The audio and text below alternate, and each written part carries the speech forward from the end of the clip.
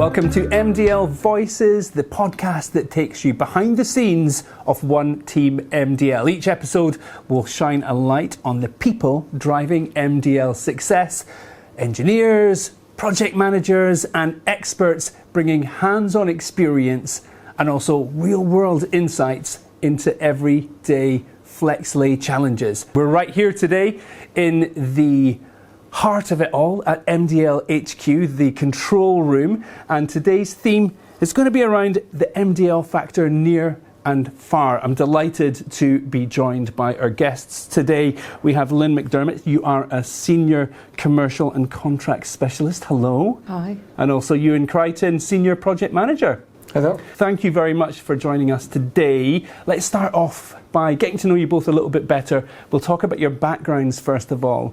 Lynne, I wonder if you want to go first and tell us a little bit about yourself and some of your previous roles and how you've landed up here. Okay, so my previous role was similar to the one that I'm doing now, but mainly in Aberdeen and then a 4-year placement in Singapore. Okay. Euan and I worked together for our sins in the same company, and then these guys moved across to MDL, and I was fortunate enough to be offered a position here. Okay. How do you miss the Singapore weather? Yes, the sun, not the mist and the rain, but yeah, definitely missed that part of my life. Yeah. And Euan, tell us a little bit about your background then. Yeah, sure. So I kind of started off as a draftsman and worked up to be project engineer and project management in the oil and gas industry, really as part of a drilling fluids company. Different redundancies and different bits and pieces over a period of a few years. I moved in different roles, still within that kind of drafting and engineering background.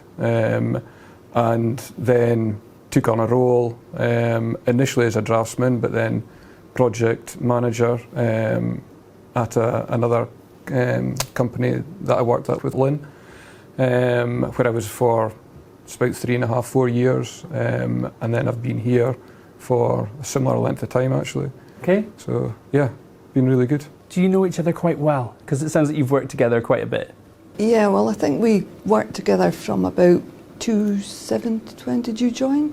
About 8 years ago or so. Yeah, anyway. yeah. So it is quite some time, and throughout, or I've been at MDL now for just over 2 years. So we've worked together again in MDL as well as working in the past. Okay, so let's get on to the important stuff. I believe you both have hiking in common. Tell me a little bit about this. Have you hiked anywhere great that we need to know about? Oh yes, I think everyone knows about the great part, which was the Inca Trail last year. How was that? Machu Picchu. Amazing, right? But also challenging, and but so good to see that we've done it. Did you both do this? Was this a company-wide thing? Were there a few trekkers? Yeah, there was 4 of us, Lynne and myself, and Alex and Gordon also joined us, but the whole team was about 15, I think, something like that that undertook the challenge, which it really was. It was just, I mean, it was all inspiring to do, really. I can imagine. You think it's just walking, but the altitude that you're at and the scale of the mountains around you, like being in the Andes, and just bouncing off people, people would have down days, some people would be struggling with altitude, one day, but then they'd be okay the next, and it was just that kind of camaraderie that you had with the whole group. I'm trying to think if there's a tenuous way you could relate this to solving a complex engineering problem. So many different paths you can take as you trek to the lost city of the Incas and how rewarding it is at the end. Maybe not. I guess it goes with there's a problem and you find a solution. So the solution was just get on with it. And, you can see your end goal. Yeah, it's perseverance as well, isn't it? Because it's just you just got to keep going. You've got a goal and end, and you need to get there. Yes. So it's just put one foot in front of the other, and you'll get there. It's a good mantra for life and work, that, isn't it? So, Lynne, you're on the contract side, and you're Senior Project Manager. How do your roles cross over? How do you work together? What does that look like? How do you handle It's a lot. clients together? Is there a lot of crossover within your roles? Well, maybe not so much crossover, but we certainly supporting each other. Yeah, work closely together. Yeah, for sure. Okay. So, Because there's really, and it can span through the duration of the project. You know, when jobs are coming in or opportunities are coming in, then Lynne and I can get dialed in a wee bit, you know, at the front end to kind of have a look over things and discuss different clauses or what the contract looks like, to make sure that we're protected, you know, that we can deliver what's being, you know, detailed, and throughout the job as well, I guess, you know, when there's anything that comes up from a contractual point of view or from variations, things like that, we'll work close together to agree on it and align on it with the client. Your roles must require a lot of attention to detail, I imagine. What are the challenges that you might face?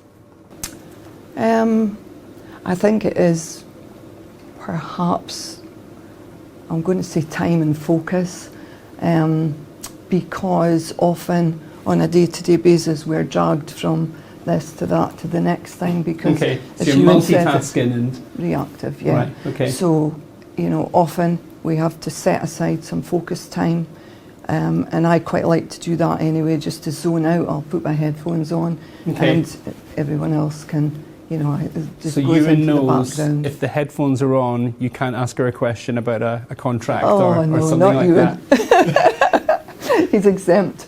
But no, I think just to drown out some noise and things, but you do have to read things and read them again. Yeah. And Okay. yeah, of course. both of us are, I think we complement each other in that way, because you know, we would do the check-in process. You've told me a little bit about you've worked in various locations. Singapore, you've mentioned, and Brazil. Tell me a little bit about the realities of what remote working's like with headquarters based in the UK. How did you both find that? Lynne, maybe we can start with you. It wasn't difficult, to be perfectly honest. It's easy now to be in touch, as you know, with everyone. I guess with Singapore and Brazil, we've got that time difference. But so for me, I suppose it was a little bit of discipline that I had to have some time out, you know, finish my working day and not always be on to the UK because they were behind me. So from that respect, and also just being able to have a work-life balance.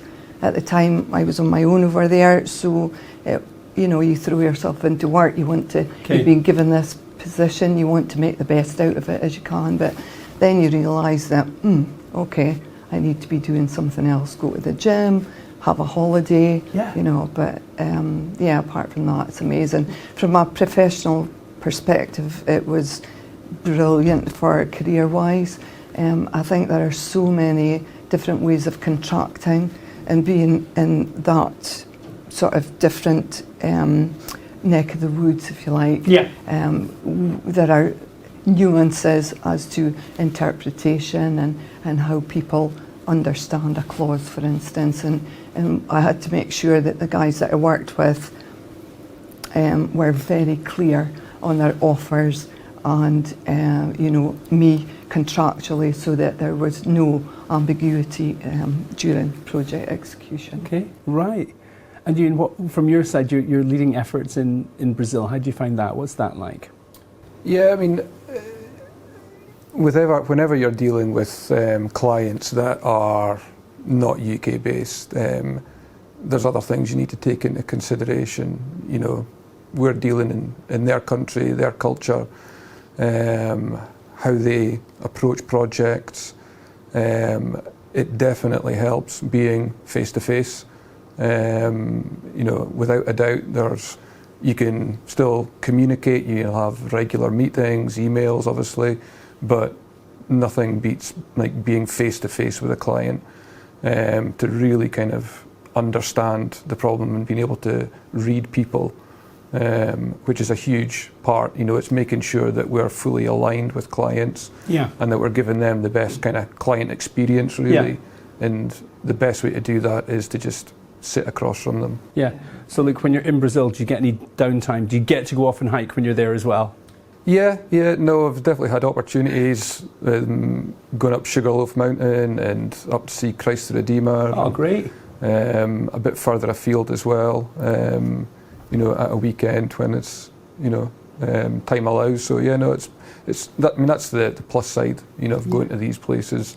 It's, whilst you're there to work, obviously, when you do have a bit of downtime, it's great to get the opportunity to go and experience these places that you probably wouldn't get the opportunity to otherwise. Yeah, absolutely. And Lynne, you touched on time zones. I wonder what that's like in terms of how do you keep this one team spirit alive when you're working across other time zones? Do you still feel connected with other members of the team? Yeah, for sure, because there's so many ways now of being in touch, and I was a great fan of just jumping on a plane, go to Australia, go to KL, sit in front of your client face to face, let them see the whites of your eyes. Yeah.